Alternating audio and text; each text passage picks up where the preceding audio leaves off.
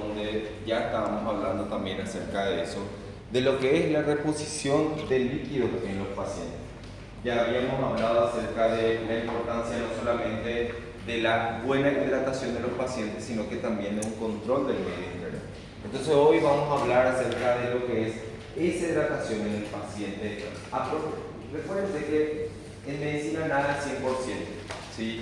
Nada se cumple a cabalidad, nada es así como tiene que ser. Siempre hay sus excepciones, siempre van a haber cosas como estas que nos van a guiar a hacer lo que tenemos que hacer. Pero no por eso también quiere decir que al 100% se va a cumplir así, ¿verdad? Entonces, porque siempre, como yo siempre digo, un paciente siempre va a ser diferente al otro. Nunca se van a comportar de la misma forma. Sí, no tienen la misma fisionomía, son totalmente diferentes. Entonces, la forma de abordar de un paciente o la patología de un paciente puede variar con el otro. Sí, claro que siempre van a haber guías como estas que nos van a ayudar por lo menos a saber qué hacer con el paciente, ¿sí? Entonces, esto es como hablando de una forma general nomás de cómo le tenemos que hidratar a los pacientes, ¿sí? Entonces, hablemos un poquito de lo que es la reposición. Dice, el tipo de líquido que se administra depende del estado de volumen del paciente y del tipo de anomalía de la concentración o composición existente. Yo les dije que siempre va a depender del tipo de líquido o el tipo de suero que vamos a utilizar de acuerdo al tipo de patología que el paciente tiene. Es como decir, si tenemos un paciente hipertenso, no le voy a poner un suero fisiológico, ¿sí? Capaz si el suero Ringer también tiene sodio, nada más que tiene menos concentración, ¿sí? Pero dependiendo otra vez de la patología de base que tenga, ¿sí? Dependiendo de eso es lo que yo voy a analizar qué tipo de hidratación yo le voy a hacer al paciente, ¿sí? Normalmente siempre hacemos luego suero fisiológico porque es la manera, y la otra vez ya hablamos en la última clase, que era la manera más segura, por decir así, y más rápida de cargarle al paciente.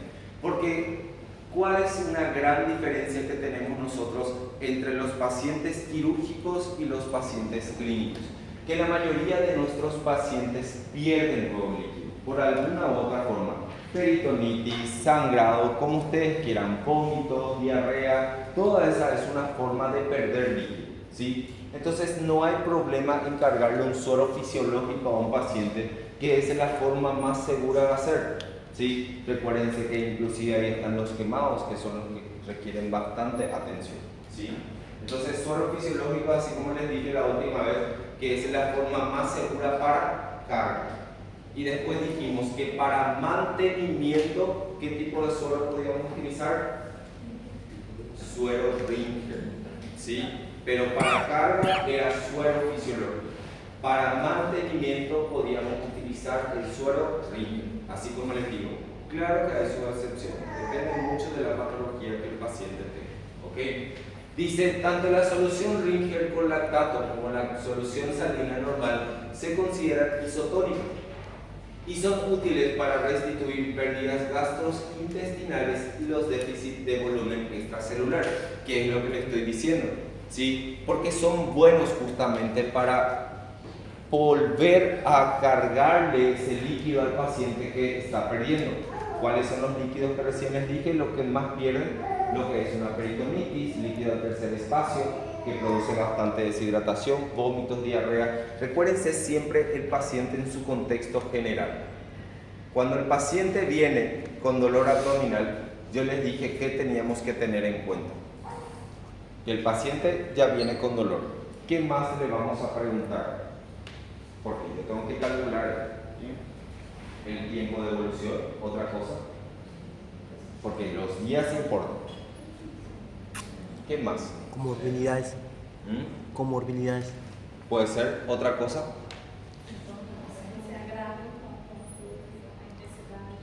¿Otra cosa? Exactamente. ¿Qué le vamos a preguntar? Exactamente. Esto es lo que hablamos la última vez. Fiebre, diarrea, vómitos, porque esa es la forma de perder en la que el paciente pierde justamente líquido. Hablamos de que la fiebre es una pérdida insensible que el paciente tiene, que también pierde líquido. ¿Sí? Entonces esas son las cosas que ustedes tienen que tener en cuenta. ¿Por qué era muy importante el tiempo de evolución? ¿Por qué importa? Porque si tu paciente está hace 2 días con dolor, quiere decir que hace 2 días no se está hidratando bien. Tenéis ya 48 horas de evolución ya del paciente. Cuando vayan a los hospitales van a ver pacientes fantásticos. Hay pacientes que tienen 5 días de diarrea. 5 días, imagínense nada. Yo tengo apenas un cólico y ya me medico hasta por mi vida. Pero el paciente 5 días con diarrea, imagínense 5 días. ¿Cómo va a estar el paciente? A eso agregarle que si tiene dolor y todo lo demás, no está consumiendo nada. Ese paciente además, a más de llegar por su abdomen, por su cuadro abdominal, va a venir chocado. Y ahí nosotros tenemos que reponerle el líquido. ¿Sí? Mucho líquido. ¿Okay? Dice, paciente estable, carga con cristaloides y coloides, que ya vamos a ver su composición, y pacientes inestables, cristaloides, que serían mantenimiento. La mayoría de los cristaloides justamente son los cloruros de sodio. Voy a llamar un ratito para prender el aire para que comience a hacer un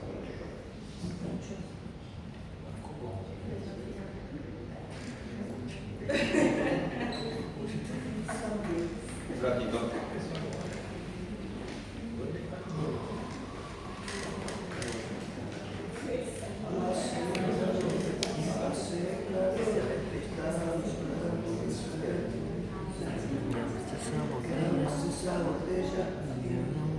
Amor en el balcón, de papel, empezó a morir.